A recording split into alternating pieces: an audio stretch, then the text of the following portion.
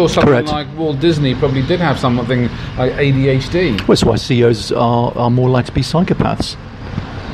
It's why prisoners are more likely to be psychopaths, Actually, by the way. CEOs are more likely to be promoted.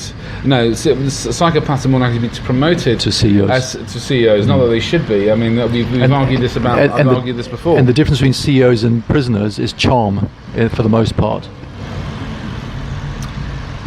Actually, I'll say something just not to actually keep us all silent airtime here, but you could probably be right. But even people in prison can be charming as well. So, well, remember we're talking about broad brushstrokes here. Of course.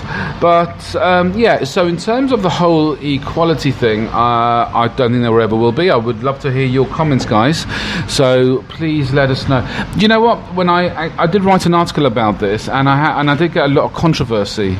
Because look, idealistically, I'm sure we probably all want to be on an equal playing field, but that's not how the game works. You know, the best functioning society was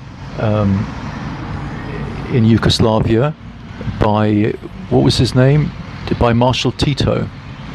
That was the best functioning Western society of the 20th century. And what he did is he applied his own brand of communism, but he did it in such a way that he melded the certain capitalist elements, private enterprise and state funding, and everyone had a right to a job. There was the highest rate of employment, the highest rate of health.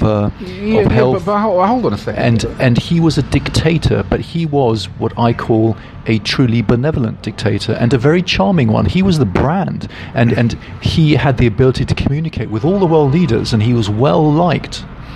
And the reason why you had the enormous cataclysm in Yugoslavia afterwards was because the rigid control that he had went. And then all the vultures came in and they picked what they thought they could take. Because the bottom line in human behavior is if you let someone do something, they probably will. And the thing is that that's how the marketplace works. There's always going to be competitors out there on your heels looking to take advantage and looking to step in. And you can see this across any industry. There's always looking for someone to step up to the CEO job and put you down. There's always someone, even when you're playing football. But there's always someone looking to knock. Hold on a second. There's always someone looking to knock you over off the Premiership. There's always be someone to look to knock. And the thing is, maybe that was his failure, is not being able to recognise or not be able to see that there's always going to be other people, other players. Well, no, he died. That's what happened. Okay, as well. Okay. So death got him. But there's other players in the game. Yeah, but the thing is, whoever's going to take over should have been prepared for that. But Yugoslavia's not even there anymore. Good point. So there was no one prepared. There was no one ready to step in. And it was the same with Margaret Thatcher, actually, when she stood down and John Major came in. The Tories were never prepared for him to actually win the next general election. In fact, they were actually already preparing the next 4-year plan to go back into government, thinking that they would actually lose. And the next thing, John Major's won, and they were actually all of a sudden lost. And they left him to it, and he simply got on with a good campaign. He went to Speaker's Corner. I remember that. Yeah, and he did that. But the thing was, John Major was, and people dismiss him sometimes. But he was probably one of the reasons he became Prime Minister after Margaret Thatcher is because he was probably her biggest advisor at the time, in the background. People don't realise that, which is probably a bad thing in some ways because that's why she got ousted. So he could have been responsible for the poll tax anyway. But that's not the point I'm looking to make. Is Yugoslavia is gone, but you also have to go back and say, it was like Romania, I think. Everyone's entitled to a job. Everyone should have a job. So one person collects the money on, one person drives the bus. The other person collects the money on the bus. There was one person who actually puts people on the bus. I'm not sure how that's exactly how it was, but the thing is, it's not exactly an efficient way of systemizing. No, but he'd got it running. So there was, as I said, a melding between private enterprise and state, and it was running extremely well. It was probably one of the most equitable societies of the 20th century, and it made me think actually that last week I said that democracy is completely different to capitalism, because people confuse the two. Capitalism is an animal of its own. Democracy and communism are really power to the people, and a definition will always cause problems, will always cause chaos, because you can't have power to the people. Why? Because we've discussed why people are incapable of voting, for instance. Hang on one second. Okay. So Aristotle himself, he said you can only have an effective democracy in a city where you can be heard shouting from one end of the city to the other. That's, in other words, if people are very similar to each other, if they are able to communicate with each other effectively and share opinions effectively, then you can just about pull off democracy. Apart from that, you can't. Look, we've said this countless times. We've always said democracy is an illusion. It was a system, I believe, designed to actually instill fairness into the whole method of electing someone, but it all comes down to who has more money, who's the better speaker, who's the better candidate. Same as the justice system. Your guilt is very much dependent on how good, on how good the other lawyer is. But we're talking about inequality here. But it is about equality. You go, because let's face it, you go to court. You're supposed to have an equal chance of actually of getting a fair trial. Mm-hmm. Equal. Yeah, it's nonsense, isn't it? But it's not. It's not. It's about how good is someone, how good they manipulate you. Because I'll tell you something. I've been, I had when I was fighting a case and they wanted me to drop it. I was getting such intimidating letters. In fact, what they didn't realise that all it did, it was just inspired me to actually carry on because I hate bullies so much. Well, the British legal system is based on the old German principle of hand-to-hand combat. But if you pit a corporation against an individual, that is not. It's not a fair. It's not equal. There's never going to be an equal fight, is it? But the key thing is, I'm concerned about inequality, and what I'm saying is that capitalism is. You're right. Power to the people, which causes neo-Marxism, is always going to cause horrible inequality. Actually, even though they're claiming to aspire to the opposite, but capitalism itself, here is the acid. Because that is the most pernicious way of causing inequality, and indeed, I'll give you an example. Capitalism is not democracy based because you get the same in China. China is applying capitalism, even though it's effectively communist still.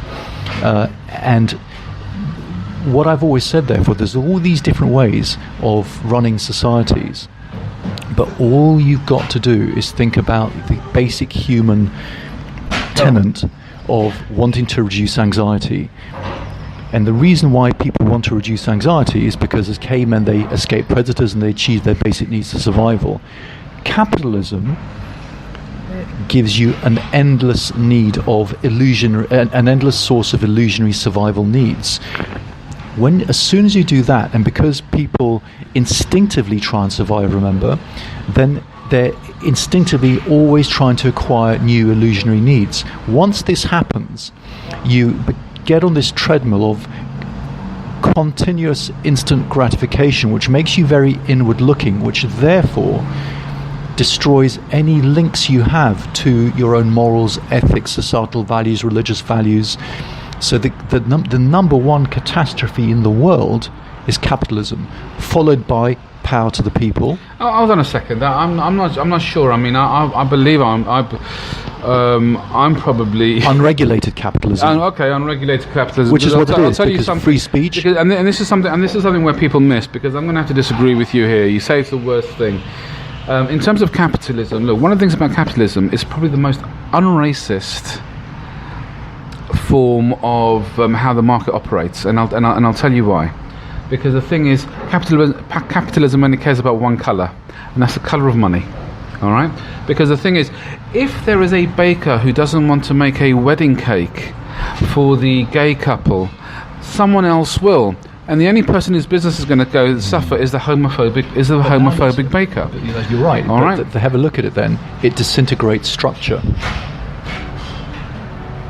And without structure, you can't have a functioning society. The marketplace then actually balances, sorts itself out in narrows. But you say, but if someone doesn't want to sell you something and you don't buy it, at some point they're the ones who are going to suffer. Not all structure is bad. So you're giving us an example where one little bit of unhealthy structure gets disintegrated. Well, the structure's already broken. For example, if there is racism, for example, it's already a broken structure. It's an unhealthy structure. You're right. The thing is, if money is the only structure, I'm not saying it's all about the money, because I'll tell you there's enough greed out there for people to take advantage and exploit others. So I agree, and this is going from extremes. However, oh God, I've lost my thread of thought there. But in terms of people, the marketplace sorts itself out, because it says, this is where I get value from and this is where I don't get value from. If someone doesn't behave in an appropriate way, the market decides whether they want to go to them or not. Now, if you've got a white supremacist shop, for example, you're only going to get the small, few, narrow-minded white supremacists to go there because no one else is going to go there. Right, but as we said, that's an example of unhealthy structure being removed. But equally, that's why you also got the credit crunch, because once you get unregulated capitalism, you get the credit crunch. And Greenspan himself made the rookie mistake of thinking that the market would self-regulate, whereas we know that humans don't ever self-regulate, because the number one criteria of crime is opportunity. If you let someone do something to you, they probably will, which is why friends are the most likely people to let you down and harm you. Look, this is the thing is, if the market behaves honourably, doesn't ever, never, ever, because it's vested interest. Of course it is. But if it did, hypothetically, which is why there can never be equality. Only if it's forced. That's why there'll never be equality, because no one will ever play the same game and follow the same rules. Therefore, you have to have it imposed, which is why I said the state needs to be the parent of society and regulate the way capitalism operates. Which is why which is why Tito you're talking about did the credit it well. crunch. But you did the credit crunch. That should have been regulated. Correct, but it wasn't, and it could easily have been. Greenspan himself is responsible for the misery of billions of people. Okay. Solely and uniquely, because he could see it coming. He chose not to do something about it because he was incompetent. And in fact, his excuse in the congressional hearing, by the way, afterwards was, "I'm sorry, I got it wrong. I thought the market would self-regulate." That's what his excuse was. So many people get it wrong. I mean, you know. But it's a little bit unforgivable when it's a rookie mistake that actually you or I would never have made, because we have knowledge of human. We're not obviously all seeing and hearing, but we have more detailed knowledge of human behaviour than he certainly did. Because economics is human behaviour. There's no point in being a PhD in economics if you don't understand human behaviour. Okay, guys, I think we've actually exhausted that conversation, and I'll tell you what, we're gonna we'll talk about it next week. And I'm just going to say, look, thank you for listening. I only just about one listener, but we've had a few listeners. So therefore, I would like to please give us your comments. And if you actually want to come on to our podcast, and if you're in West London, we'd love to have you on to hear your view, because the only way to actually find the truth and find the balance and everything is to actually find everybody's different views, and therefore you actually find that common ground. So we give equality of opportunity, but there'll always be difference in outcome, because everyone is different, and we need to celebrate people's differences within a common identity of society. Okay, thanks very much for listening, guys. Bye-bye. Thank you. Bye-bye.